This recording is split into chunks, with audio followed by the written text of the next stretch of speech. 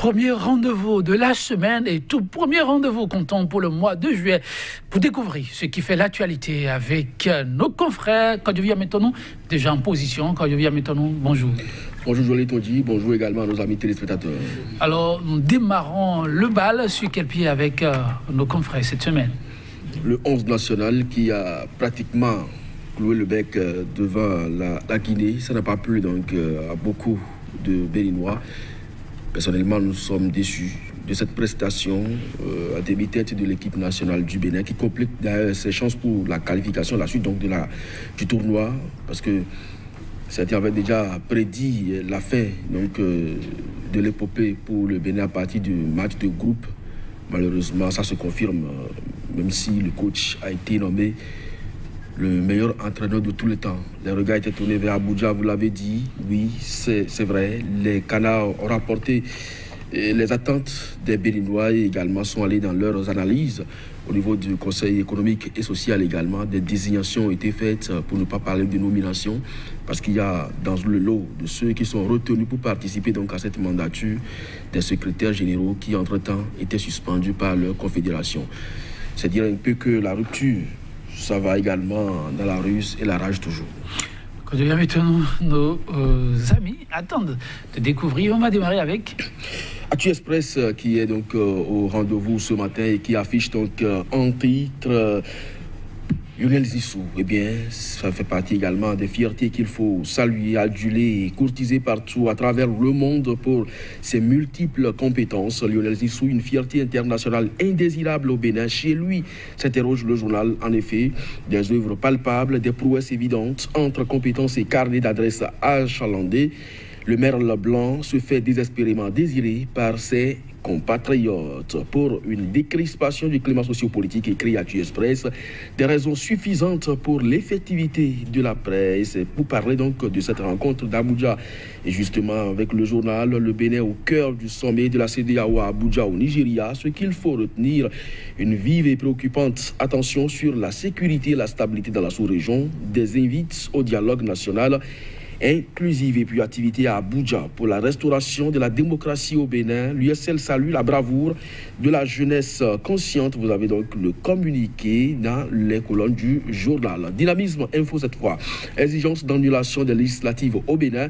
Muette sur la question de l'opposition, sur la requête de l'opposition. La CEDEAO lance un appel aux acteurs politiques. 4 milliards de francs CFA seraient découverts sur les comptes de Parfait de Banamé, une colossale somme d'argent pour servir au financement des chantiers non encore achevés, constate le journal Épucal 2019. Qualification pour les 8e de finale, l'autre match nul qui complique la tâche aux écureuils. L'Afrique en marche, situation politique au Bénin, les recommandations de la CEDEAO et puis prestation en demi-teinte du 11 national, les écureuils victimes de la récupération politique, l'enthousiasme de Talon et Djogbenou, un handicap pour l'équipe nationale en cette période de crise et puis crise post-électorale. Il est temps d'arrêter l'hypocrisie et aller à une paix véritable selon Narcisse Tometi. Le journal L'Audace Info, banderole en main à Abuja, des jeunes béninois exigent la réorganisation des législatives inclusives. Le sommet de la CEDEAO vu par l'USL, le confrère de la matinée, tentative de résolution de la crise politique au Bénin, les recommandations du Conseil de médiation et de sécurité de la CEDEAO vers de nouvelles élections inclusives, s'interroge le journal. En tout cas, vous avez le communiqué final dans les colonnes du journal. CAN 2019, Guinée-Bissau 0, Bénin 0, un nul qui hypothèque les chances de qualification des écureuils. Tout est encore cependant possible dans ce groupe F. Critères pour déterminer donc les 4 meilleurs 3e de la compétition à apprécier dans les colonnes du journal qui poursuit. Conseil économique et social, l'UNSTB, la CSA Bénin, la CGTB et la COSI Bénin, représentés Emmanuel Zounon, Anselme Mamoussou, Moudachirou Bachabi et Noël Chadaré désormais au CES. Et le nouvel observateur, démocratie béninoise en danger, la CEDEAO aurait-elle pris fin et cause pour le régime de la rupture? Les recommandations de l'institution seront-elles respectées par le chef de l'État? Et puis, remonter contre l'administration de leur secteur.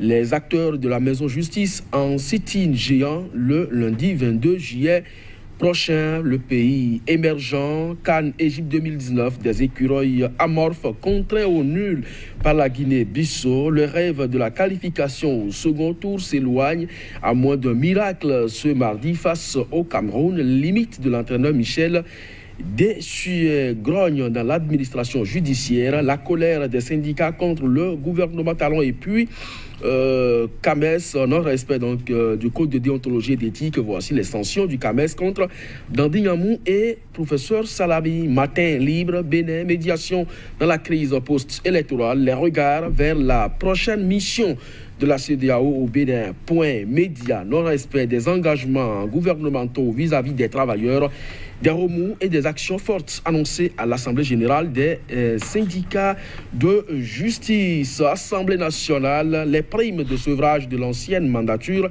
impayées, les bénéficiaires s'interrogent. Joël Itondi, et c'est d'ailleurs avec ça que nous allons refermer la une des journaux pour le compte de ce matin. Merci à vous, que Dieu vienne avec nous. Nous allons démarrer avec le pays émergent, le sourire aux lèvres, avec la une que vous avez lue, là, des pays qui attendent sous la rupture.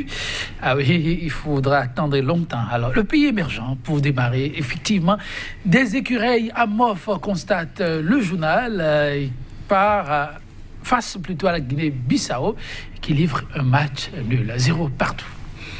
Oui, je ne dirais pas que l'équipe soit amorphe face donc à ces Guinéens, dans la mesure où il y avait quand même du répondant. Lorsque vous êtes un passionné du Curon et que vous avez suivi du bout en bout la rencontre, vous avez effectivement l'impression que les Béninois n'ont pas livré la copie qu'ils avaient présentée face au Ghana. Ça ne devrait quand même pas être ainsi parce que on ne peut pas répliquer les mêmes actions parce qu'on n'a pas les mêmes adversaires. Cela dit, nous avons un entraîneur plutôt amorphe le jour-là qui s'est transformé en spectateur. Parce qu'après 45 minutes de jeu, si vous avez suivi la rencontre, vous allez noter que Michael Poté n'était plus au mieux de sa forme. Il était pratiquement transparent donc, tout au long de la rencontre. À partir de cet instant, on n'a pas compris pourquoi des joueurs comme Djigla et Tidjani étaient donc à la touche. Et pourtant, le coach n'a pas d'ailleurs donc les faire entrer. Il était pratiquement spectateur au bord donc, du terrain. Moi, ça m'a paru bizarre.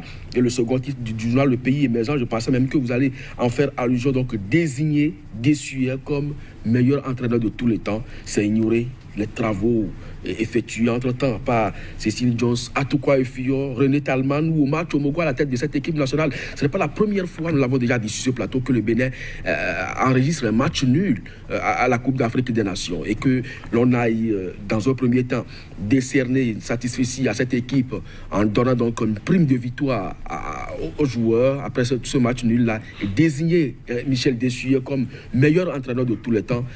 L'on méconnaît véritablement ce que c'est que le football. Et voilà la preuve, parce que les garçons ont été étouffés par le politique.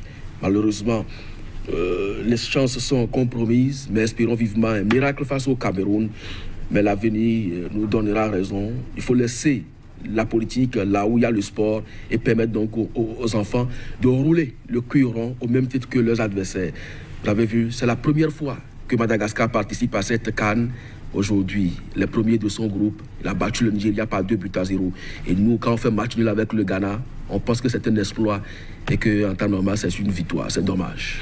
Quand je viens maintenant, ainsi va le cuiron au Bénin.